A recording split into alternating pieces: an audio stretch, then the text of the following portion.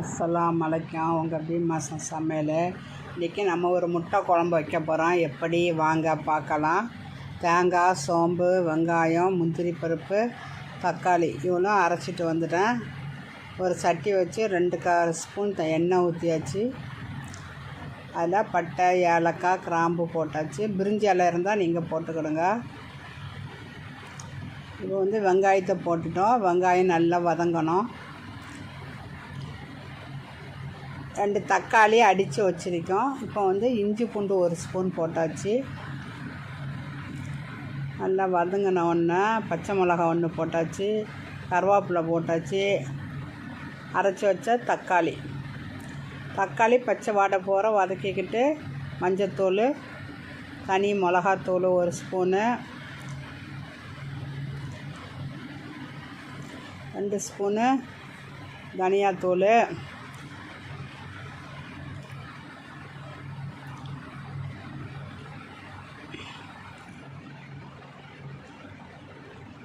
நல்லா பச்சை வாடை போக வர வதக்கணும். தனியாத்தூள் 2 ஸ்பூன் போட்டுட்டு 1 ஸ்பூன் மட்டன் மசாலா போட்டு நல்லா நம்ம வீட்டில் தயாரிக்க மட்டன் மசாலா வேணும்னா ஆர்டர் போட்டு வாங்கிக்கிடுங்க. தனியாத்தூள், குழம்புத்தூள், மட்டன் மசாலா எல்லாமே நம்ம சேல் பண்ணிட்டோம். மஞ்சத்தூள் எல்லாமே கெமிக்கல் எல்லாமே நம்மளே சேல் பண்ணிகிட்டு இருக்கோம். அப்பப்போ அரைச்சி கொடுத்துட்டு இப்போ தேங்காய், சோம்பு, முந்திரி பருப்பு, வெங்காயம் அரைச்ச மசாலாவை கொட்டியாச்சு. மசாலா நல்லா கொதிக்கணும். அந்த மிக்ஸி தண்ணியை அலசி ஊற்றியாச்சு. நமக்கு எவ்வளோ தண்ணி தேவையோ அந்த அளவு, குழம்பு எவ்வளோ தேவையோ அந்த அளவு நம்ம தண்ணி ஊற்றிக்கலாம். நம்ம முந்திரி பருப்பு அரைச்சிருக்கனால கொலன்னு வரும் குழம்பு. அதனால் கொஞ்சம் தண்ணி விட்டுக்கிட்டுங்க.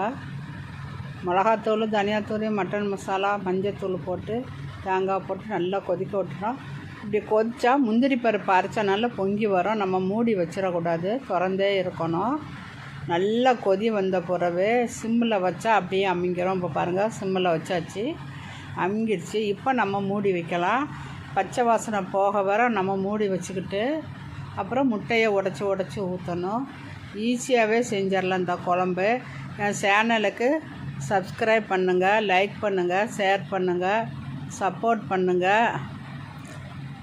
இந்த முட்டை குழம்பு எப்படி இருக்குன்னு செஞ்சு பார்த்துட்டு கமெண்ட் பண்ணுங்கள். நான் ஒவ்வொரு முட்டையாக கிண்ணத்தில் உடச்சி ஊற்றுறேன். 4 முட்டை ஊற்ற போகிறேன்.